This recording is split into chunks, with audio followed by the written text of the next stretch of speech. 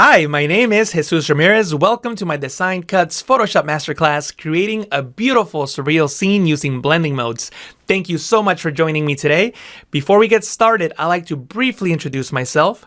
I am a professional graphic designer. I've been in the industry for almost 20 years, and I've worked with clients such as Adobe, Microsoft, and Condé Nast, but most people probably know me for my teaching. For the last several years, I have been focusing on my YouTube channel. It's called the Photoshop Training Channel. It currently has over 1 million subscribers. I also speak at many conferences and industry-related events worldwide. If you want to find out more about me, then you can check out my website, photoshoptrainingchannel.com. But enough about me. Let's talk about what you're going to learn in this masterclass. First, let me show you the finished product. This is where we're going to end up today. This composite is made up of several stock images and 4 assets from Design Cuts, including the Flying Fabric Overlay Pack, the Fog Overlay Pack, the Mystical Lights Pack, and the Night Sky Background Overlay Pack. Again, all of these packs are available from Design Cuts. What we're going to do is combine all these elements to create a surreal scene. You're going to learn about blending modes, adjustment layers, and other Photoshop tools that will help you create believable composites. We have a lot to cover, and I have about 45 minutes, so let's jump right into the composite and let's get started. These are the 2 files that we're going to start with. We have a dancer jumping through the air, and we have a background image. And what I'm going to do is, first of all, mask the dancer out, remove the background from the foreground, and then I'm going to move her over into our working document, which will be this photo here. And what I'm going to do is zoom in by tapping on the Z key and then clicking. And I'm going to show you my method for removing backgrounds. For something like this, I will use the Select and Mask workspace. You can find the Select and Mask workspace by going into the Select menu and selecting Select and Mask, or using the keyboard shortcut Alt-Control-R on Windows. That's Option-Command-R on the Mac. And that brings up the Select and Mask workspace. The first setting that you should set is the view mode so that you can see what you're working with. In this case, I'm working with onion skinning, and that's fine. And I'll make sure that the transparency is set to 100%. You will not see anything by default because we haven't selected anything, but we can quickly select something by clicking on the quick selection tool. Then you can click on the select subject button, and this will use artificial intelligence machine learning technology known as Adobe Sensei, which will analyze the image and make a selection out of whatever it thinks the main subject is. It does a really good job. The results are not perfect, but it's a great starting point. Next, I'm going to zoom into this area, and I'm going to select the quick selection tool, which is the tool at the very top of the toolbar. And then I'm going to hold Alt on Windows, Option on the Mac, and click and drag to deselect on areas that shouldn't be selected. So I'm just going to hold the space bar, click and drag, and pan around her body, and just look for areas that shouldn't be selected. In the way that I like to work, I don't deal with the hair until the very end, so we're just going to disregard the hair for now. And I'm just going to, again, hold Alt on Windows, Option on the Mac, and click and drag to deselect on these areas, like so. And you don't need a perfect selection. If you remember, the background that we're going to work with is a pretty dark background, so it's going to be very forgiving, and we don't have to be perfect. This looks pretty good. What I'm going to do now is use the brush tool to fix areas like the ones you see here. So I can select the brush tool and just simply paint to add to the selection, like so. I'm painting in those transparent areas that you see there. Another way of doing this will be to select the lasso tool, and you can click and drag like so. Just click to set your points and make a selection like so. And that fills it in automatically. Or you can hold Alt on Windows, Option on the Mac to subtract from different areas like so. And Photoshop automatically subtracts, like you see there. Again, spend some time going through your image and just make sure that you get everything. Do not worry about her hair. We're not going to deal with that just yet. It looks like everything else looks pretty good. What I'll do now is use the smooth slider to smooth out the edges. It might be a little difficult to see in this view, so I'm going to go into the on white view so that you can see the edges better. You can see how the edges are jagged in some cases, so you can smooth them out so that the edges are not so jagged. And then you can also add a little bit of contrast so that they're not so blurry. And you can push the edge inward by dragging the Shift Edge slider to the left. like so. The mask won't be perfect, but this is much, much better than what we had before. I think that I'm going to add a little bit more contrast. I think some areas are still very sharp, and I'll press OK. Photoshop will then create a layer mask. A layer mask allows you to hide or show pixels. You can always come back and edit it. You can disable a layer mask by holding the Shift key and then clicking on the layer mask thumbnail, and it brings back the original pixels. You can also use the brush tool to paint with white to reveal pixels, and you can paint with black to hide pixels. I'll press Ctrl Z twice to undo those changes. What I'm going to do now is focus on an area that needs some work. So I'll click on the hand tool and click and drag. Let me just find something that'll show the next step. I think this might be a good area, her foot here. There's a lot of areas in her body, her foot being one, where you see a lot of fringing, those edge halos or the edge black that you see here. So there's more right there, a little more on her face and her hair. Obviously, we're not concerned about the hair just yet. More here on her fingers. So there's definitely a lot of fringing going on. And one of the best things that you can do to remove fringing is use a filter that I don't see a lot of people using.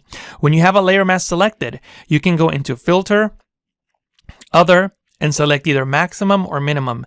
The maximum filter expands a mask, the minimum filter contracts it. So when I select minimum, you can see that Photoshop will automatically contract the mask by a number of pixels, in this case 1.6, and you can adjust the radius accordingly and also change the preserve algorithm. I have roundness selected, but you can also use squareness if the object that you're trying to mask has a lot of straight edges. In this case, we're working with a human being, so rounded edges will be better. You can, of course, adjust the slider to bring the mask in further, in this case 20 pixels, which doesn't look very good. So I think 1.6, we'll try 1.7 just to push it in just a little more, works good. It pushes the mask in and you hide all, if not most, of those edge pixels. You can always come back and use the brush tool to paint away any unwanted detail, like so. But if I double click on the hand tool to fit the image to screen, you'll notice that the mask is actually very, very good. The only areas that are not working well is over her hair, but that's okay. What I'll do now is work on her hair. And the way that I'm going to do that is by once again selecting the mask. And this time I can click on the selected mask button from the properties panel. And from here, I can use the refine edge tool, this one here, the second one. And I can simply click and drag on the edges over her hair, and Photoshop will analyze those edges and try to mask the background away from her hair. Again, it won't be perfect, but that's okay. You can just see how I'm just removing the black away from her hair, like so. This looks pretty good. I think I missed a little area here, so I'm just going to click and drag on these areas that I miss, like so. I can shift the edge inwards a little bit, and I'll press OK. The reason that I didn't use the Refine Edge tool in the beginning was because I didn't want the adjustments that I applied to the edges, like the contrast and the smoothing, to also be applied to the edges with the hair. So I wanted to do that separately. What I'm going to do now is double click on the hand tool to fit the image to screen. Then I'll hold Control, Command on the Mac, and click on the layer mask thumbnail to load it as a selection. And I can go into Image and crop. That way I crop everything that does not have a pixel active. So we have a square that just captures her, which is what I want. And I'll press Control D, Command D on the Mac to deselect. And I'm going to right click and convert this layer into a smart object. A smart object is a container that allows you to hold one or more layers, and you can apply non-destructive adjustments, distortions, filters, and transformations. In other words, you can always edit them.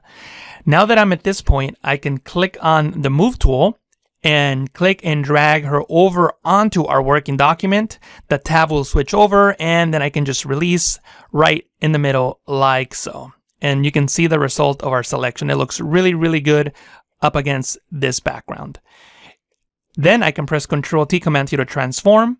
If you can't see the corner handles, you can press Ctrl-0 on Windows, Command-0 on the Mac to zoom out into the bird's eye view so that you can see the corner handles, and click and drag while holding Shift to keep it constrained. By the way, if you're working on a newer version of Photoshop and you haven't updated your settings to reflect the way Photoshop used to work in the past, you don't have to hold Shift, but In my case, I do have to hold shift. I'm going to double click on the hand tool to fit the image to screen. And again, with the move tool, I can continue placing her anywhere that I want. If you need to refine the mask, you can always double click on the smart object thumbnail to open it up in a new tab, and you can adjust it from here. I don't need this document, so I'll close it. And this document contains my smart object. And you all know which one your smart object is because it has a .psb file type. So again, just double click on the smart object to open it up in a new tab, and you can make any adjustments. When you close and save, they will be updated on your working document. So we have our background layer and we have this dancer layer. I like to name my layers so that I can keep organized. I'll call the layer dancer. And what I'm going to do now is just bring all the elements that I'm going to work with in this document. So I'm going to go into File, Place, Embedded, and I have a folder called Design Cuts Assets, and these are some of the assets that I got from Design Cuts. And the first one that I'm going to open up is my Flying Fabric overlays, and you can see all the different overlays that are included in this pack. The one that I'm going to use for this composite is number 15, and I'll click on Place, and I can click and drag on the corner handle to rotate and click and drag to scale just to make it larger like so, and I can place this right over here. This will be basically a cape that is coming around her, and I'll click on the check marks to commit the changes. I'm going to place the cape layer. I'll call it cape just so we know what it is. I'll place that under the dancer like so and just move it accordingly, something like that. Next, I'm going to bring in two more assets, one for the dancer herself. So I'm going to go into File, Place Embedded once again, and this time I'm going to go back into the Design Cuts assets, and I have a group of assets called Mystical Lights. I'll open it up, and you'll see the textures and overlays, and I'm going to go into the Alive Light section, and I'm going to select one of these overlays, and the one that I want is number 42, this one here. I'll open it up, and I can click and drag on the corner handle to scale it.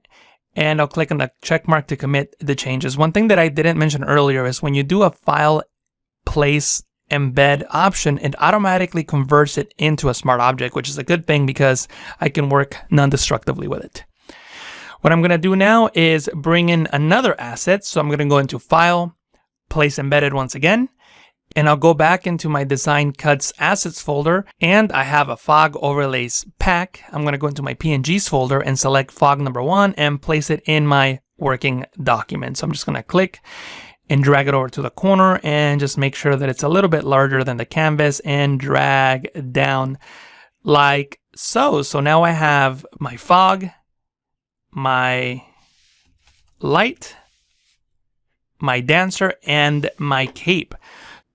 And what I'm going to do now is bring in one more asset above the background layer, and I can go into File, Place Embedded, and under my Design Cuts Assets folder, I have a Night Sky Background Overlays folder, and under Actions, I can scroll all the way to the bottom and select Night Sky Background Overlay 85, and place it into my working document, click on the check mark to commit the changes, and that will appear above my background layer, and I can just rename it and call it Sky.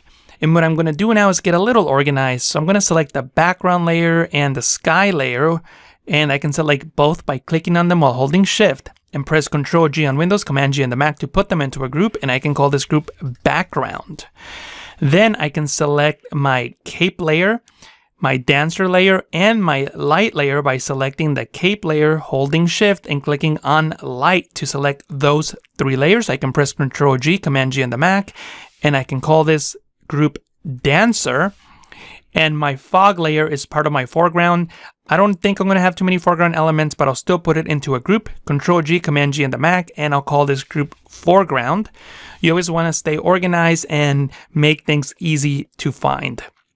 What I'm going to do now is make sure that each of these groups has a different color so that they're easier to find. The background will be blue, so I can right click and select blue. The dancer can be red. Again, right click and select red. And for my foreground, I'll just make that green. So we have green, red, and blue. What I'm going to do next is work on the background layers with the sky. So I want to do a sky replacement. I want this sky to be on this area here. Now, before I go in there, I'm going to show you something with the background layer. If I go into the channels panel and click on red, you can see the red channel, the green channel, and the blue channel. These channels together make up the RGB composite, which is your final image.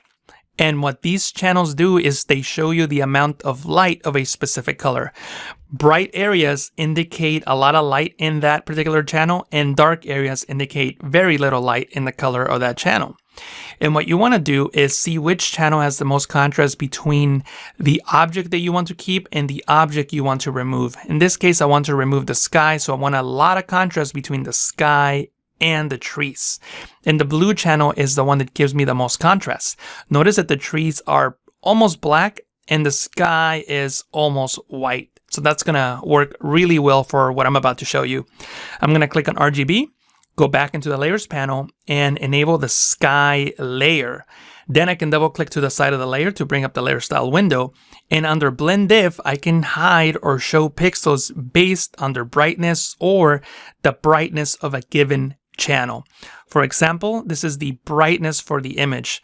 Under the underline layer, I can bring up pixels that are dark. See that? I'm bringing up the dark pixels. Or I can bring up pixels that are bright. See that?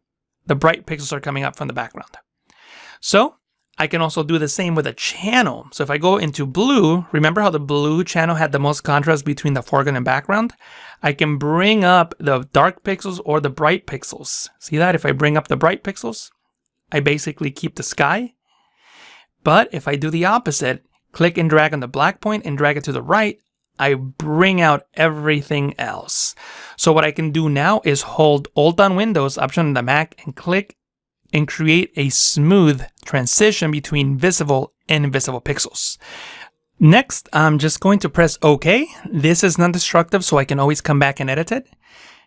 And what I'm going to do now is work with the sky layer. I'm going to click and drag it up. Notice that I can move it around and I keep the transparency that I created. And I'm going to place it right about here. And I'm going to zoom out and make sure that my sky overlay covers the entire canvas. What I'm going to do is also right click and select perspective and click and drag to change the perspective a little bit so that it matches the scene a bit better, like so. And maybe I can also right click and select scale, and I can scale it up and maybe scale it to the sides as well. And I'll click on the check mark to commit the changes. What I'll do now is create a layer mask by clicking on the layer mask icon. I'll double click on the hand tool to fit the image to screen, and I'll select the brush tool. Now with black, I can hide pixels in the star sky layer here. So I can just hide all these pixels from areas that shouldn't have them. And obviously I can zoom in and just work on the details here in the car. I'm not going to spend too much time working on these details because I want to give you the most value as possible, and just working on these small details really doesn't show you any new tips and tricks, but I don't want to leave it undone either. So I'm just going to go fairly quickly here, and then we'll move on to the next thing. So I'm just bringing back the pixels that were hidden on this Jeep, like so. And obviously in your own projects, spend more time fine-tuning the mask. And also what I'm going to do is I'm going to hide some of the sky pixels here in the mountain because I don't want any stars going over the mountain. That really wouldn't be realistic. And I can press on the X key to swap the foreground and background color and then paint in like so. And it looks like I got the Jeep there by accident, so I'll paint with black again. And this is good enough for now. So I'll double click on the hand tool to fit the image to screen. And this is looking very, very good. It looks like I have some issues going on here. So what I'll do is I'll just select the lasso tool and I'll just click and drag and make a selection here in the bottom part like so. With the layer mask selected, I'm going to hold Alt and backspace. That's Option backspace in the Mac to fill with the foreground color. And I hide those pixels from there as well. This is looking very, very good. What I'll do now is work on the background a little more. I actually think that this layer might be a little too dark. So what I'll do is I'll change the blending mode from normal to screen. And by the way, if you want to learn about blending modes, I have a crash course on blending modes on my YouTube channel, photoshoptrainingchannel.com. You can search for blending modes on YouTube, and this is what my video is. I talk all about blending modes, what each of them does. I highly recommend that video, so check that out.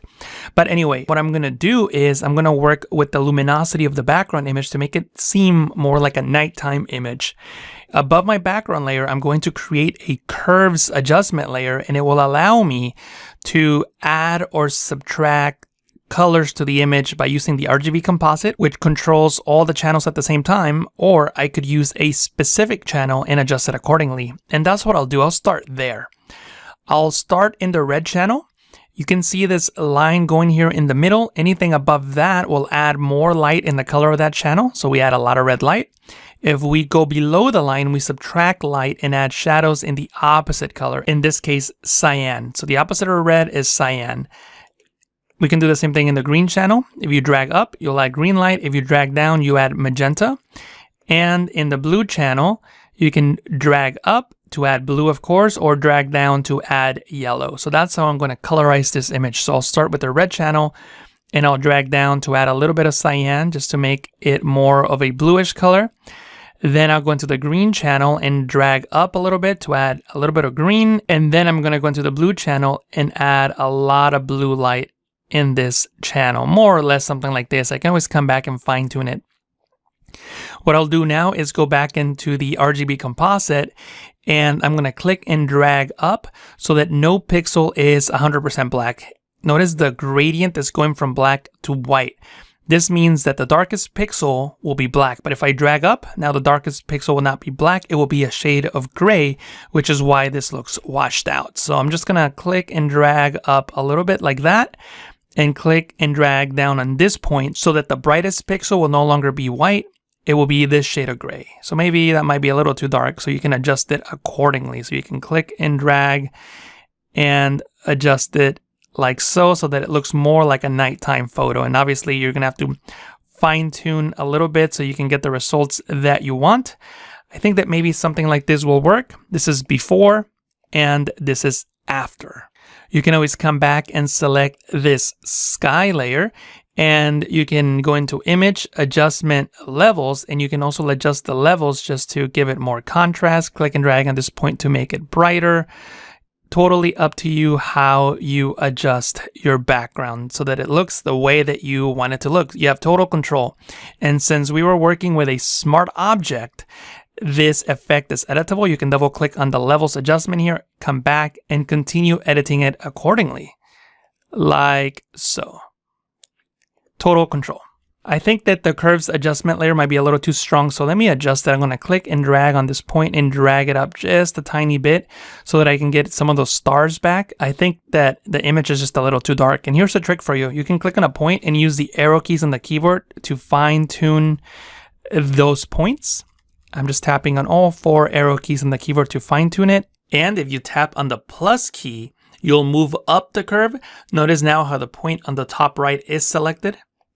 And if I tap on the minus key, it goes back down to the previous point. If I tap once again, it goes down to the very bottom one, and then you can use the arrow keys on the keyboard to control it. So handy keyboard shortcuts to remember. But anyway, for now, I'll just leave this as is, and I'll start working with my dancer now. So I'll enable my dancer group and disable all the layers but the dancer layer. So with my dancer selected, I need to make her seem as if she is in a nighttime scene. And I can do the same thing. I can either create a curves adjustment layer, or because she's in a smart object, I can also go into image adjustment and curves and apply a curves adjustment that is non-destructive. It just keeps my layer panel cleaner. Either way works. If you need to have a layer mask that you can edit, then you can just create a curves adjustment layer because it has a layer mask. If you go with the adjustment layer route, then make sure that you click on this icon to clip the layer to the layer below so that your adjustments only affect the model here. So you can control how dark she is. Also, if you're controlling the darkness of our model, I would recommend changing the blending mode to luminosity, because if you're working with normal, watch what happens when you adjust something. I'm just going to make an extreme adjustment here. See that? I made an extreme adjustment and I also added saturation to the layer. So when you adjust curves, by default, you're also adjusting saturation. But watch what happens when I change the blending mode from normal to luminosity. See that? I'm only changing the luminance of the image, and that's what I want in this case. So I get to control how dark she looks without affecting the saturation of the layer. So you can adjust this accordingly. Then you can try to create another curves adjustment layer, clip it to the layer below, and adjust the red and green channels as you did before to try to get a similar effect to what you had. And that may work, or if not, something else that I would recommend that you try is a color lookup adjustment layer. Clip it to the layer below so that we only affect the model. And you can try this night from day effect, which is right here. And it makes it seem like this photo is shot at nighttime. And then you can use the original curves adjustment layer to adjust her brightness accordingly, like so. Totally up to you. And obviously you can keep fine-tuning this as much as you want. In this case, you could also select that layer and change the blending mode to color, and then just have the layer below adjust the luminosity. But in this case, I like how normal works best. If you get to this point and you feel like you need to add a color to an image, you can add yet another adjustment layer. You can use the selective color adjustment layer, clip it to the layer below, and just in the neutrals, whites, and blacks, you can add or subtract colors. For example, I can go into the neutrals and add a little bit of cyan and reduce the yellow to add blue. See that? Making it seem like she is more in a night scene. And I can do the same thing for the blacks. Add a little bit of cyan and reduce the yellow. And you can adjust the black slider to control the intensity of that. Totally up to you. In this case, I'll go for a more subtle effect. So I'll refresh the layer by clicking on this icon. And then I'm going to go into the neutrals again. And I'm just going to add a little bit of cyan and reduce the yellows just a tiny bit, just to get a hint of blue before and after. I think it's a subtle effect, but it really helps sell the illusion. What I'm going to do now is apply a professional rim lighting technique that I learned from my good friend Lisa Carney, who is a finisher for the Hollywood industry. What I'm going to do is, first of all, disable the background and create a solid color layer above that and make it black. Basically, I just want a black background. Then I'm going to disable these layers so that I get my original image back. And I'm going to go into the channels panel and I'm just going to select the channel that has more contrast. And in this case, that one, her skin tones are too bright.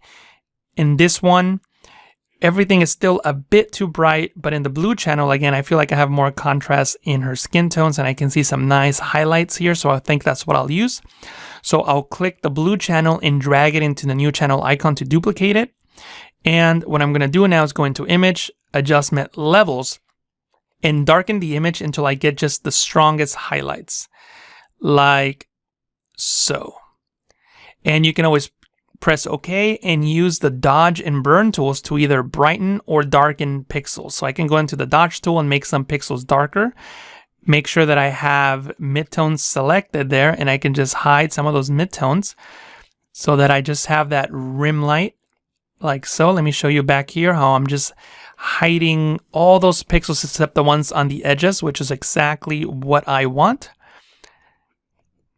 And obviously you can resize your brush by tapping on the left and right bracket keys on the keyboard. Those are found next to the letter P in North American keyboards.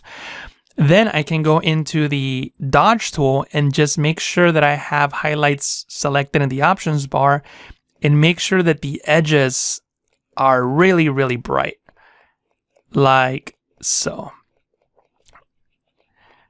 And I'm just making the edges here on her legs as bright as they can be. And then I'll add a little bit more here on her arms. And when you're done, you can just go back into the layers panel and you can use this same layer, this same black fill layer that we created. We can click and drag that up above the dancer layer there. And what I'm going to do is hold Control on Windows, Command on the Mac, and click on dancer layer to make a selection like so. And I'm going to apply it to this color fill layer. What I'm going to do now is create a new layer, and I'm going to go into the channels panel, and I'm going to enable this blue copy, hold Control on Windows, Command on the Mac, and click on the channel thumbnail to load it as a selection. You can see the marching ants there now. Click on RGB. Go back into the layers panel, and on this blank layer, I'm going to fill with white. White is currently my foreground color, so I can press Alt and Backspace, Option Backspace on the Mac. Then I can press Control D, Command D on the Mac to deselect. And with this highlight layer selected, I'll call it highlight. I'm going to press Control Alt G on Windows, Command Option G on the Mac to turn it into a clipping mask so that it affects that layer below there. Then with this black layer selected, I'm going to change the blending mode to screen, which you already know. Screen keeps white pixels and makes black pixels disappear. Then I'll enable the layers that I'm working with so that you could see the result, and we're going to apply a really cool adjustment. Notice how this layer here is making those highlights pop. But the cool thing is that we can now add this layer called a color balance adjustment layer, and we can add colors to the shadows, midtones, and highlights. I'll click on this icon to clip it to the layer below so that it only affects the layers that we're working with. And to make things cleaner, I'm going to right click and select delete layer mask because we don't need a layer mask there. And now I can go into my shadows and select the color for my shadows. So I can add a blue color to my shadows. See that?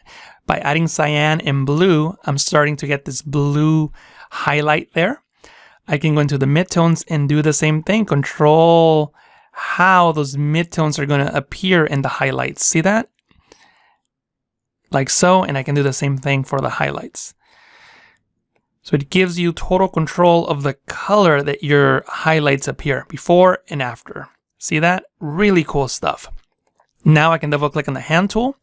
And on this highlights layer, I'm just going to hold Alt on Windows, Option on the Mac, and click on the layer mask icon to create a black layer mask, which hides everything in this scene. Then I can select the brush tool and selectively paint with white on that layer mask to bring back the highlights exactly where I want them. See that? See how I'm just painting these highlights exactly where I want them? Really, really cool stuff. Like so. So I don't have to add the highlights everywhere, just in the parts that I think that the moonlight will hit my model. Like so. And obviously you can spend all the time that you want fine-tuning the selections here, fine-tuning the mask, fine-tuning the colors in the highlights, anything that you want. Like so. I'll double click on the hand tool so you can see what that looks like. And if the effect is too strong, you can always paint with black. And check this out. You can select the brush tool, paint with black, and maybe if something is too strong, we'll say that this highlight is too strong. You can paint it away completely with black, but then you can go into Edit, Fade, and fade that brush command and adjust it accordingly, like so. Also, in this case, it's not necessary, but I'm going to show you a cool highlight trick.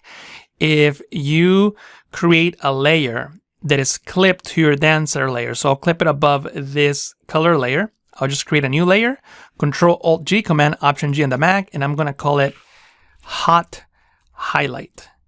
I'm going to show you how to create highlights in Photoshop. Again, it's not necessary in this case. In this case, it doesn't make any sense really, but I'm going to do it anyway. It's a surreal scene and it's a cool technique.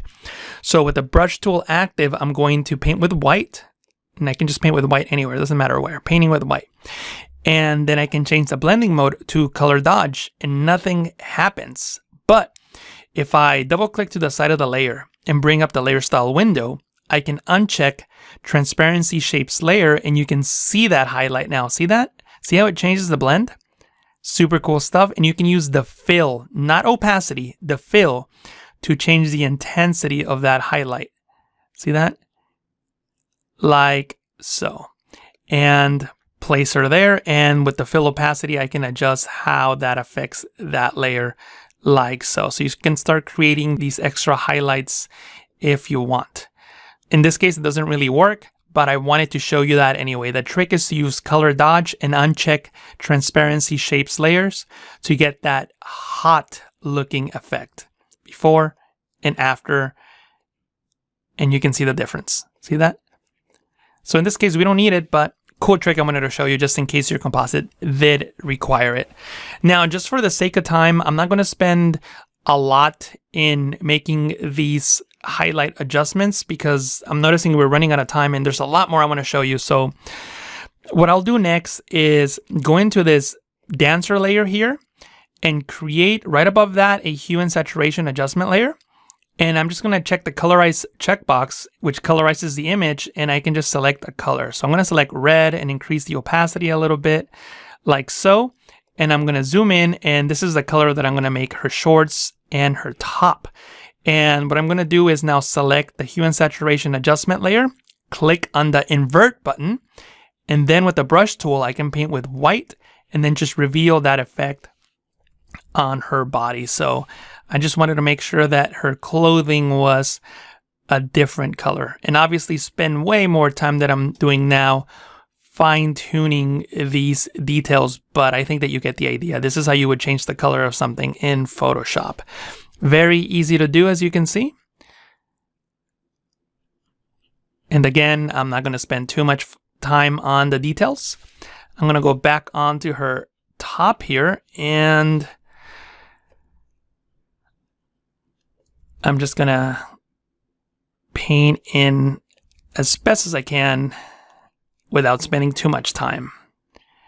Cool. And notice that everything's non-destructive, and since we're layering it, we're not really losing those highlights that we created earlier. Everything works great. I'll double click on the hand tool to fit the image to screen, and you can see the before and the after. And of course, you can select that hue and saturation adjustment layer and adjust it any way that you want, just so that it works with what you have in mind. What I'm going to do now is just adjust this curves adjustment layer a little more. I'm not liking how it's affecting the layer, so you can always keep coming back and making adjustments so that they work with your design ideas. So I'm going to paint with white here on these highlights just to bring in more color here on her arms. Right here, I think that she was missing some of the highlights that would be there if this were real. And obviously some of these highlights are way too intense. So let me just do that trick I showed you earlier. And I'm just going to go into edit and fade those out so that they're there, just not as strong. Again, spend more time fine tuning your image.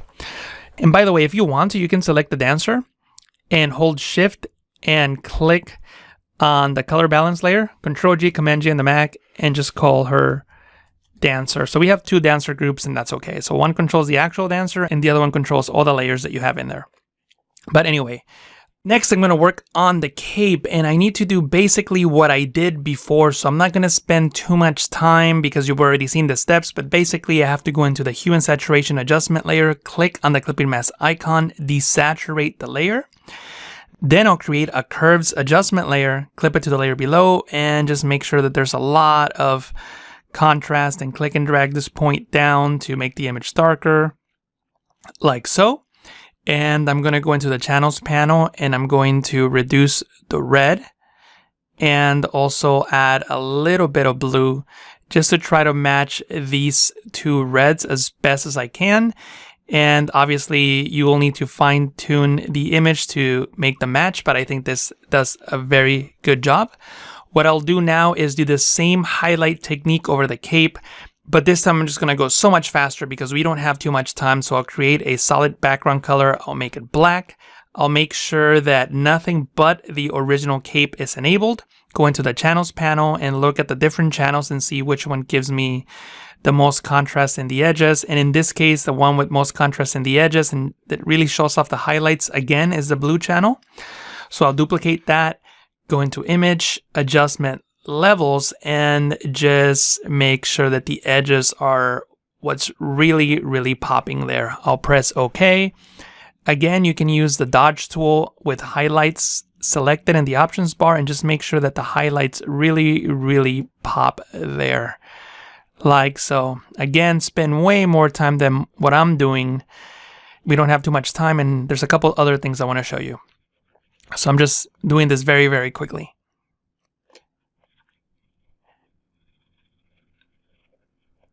This looks good for what we need.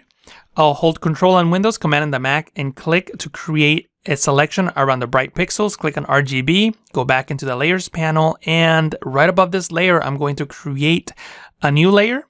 I'll press Control-Alt-G on Windows, Command-Option-G on the Mac, and I'll fill with white. White is my foreground color, so I can press Alt and Backspace on Windows, Option-Delete on the Mac. Then I can take these two layers, so I'll select the top one, hold Shift, and drag it up above all the adjustment layers there, like so. And I'll delete this layer mask, and I'll hold Control on Windows, Command on the Mac, and click on the layer thumbnail to load the cape as a selection, and I'll apply a layer mask by clicking on this icon here, which will take the shape of the selection. Then make sure that this layer, the black solid layer, is set to screen. And with this layer selected, I can continue making adjustments. But before I do that, I need to enable all the other layers. So you can see the highlights there. Again, I'll create a color balance layer, clip it to the layer below, and actually, to save some time, I'll just delete this layer, and I'll go and duplicate the one from the dancer, which is inside of this group. There it is, color balance, Control-J, Command-J on the Mac, to duplicate and drag that layer on top of the cape layer, which is right here. Control-Alt-G on Windows, Command-Option-G on the Mac to make that into a clipping mask, and you can see the highlight there. And what I'll do now is with this highlight layer selected, I'll call it highlight just so we know what it is. Highlight. I can hold Alt on Windows, Option on the Mac, and click on the layer mask icon to create a black mask which hides everything, and I can paint with white to reveal.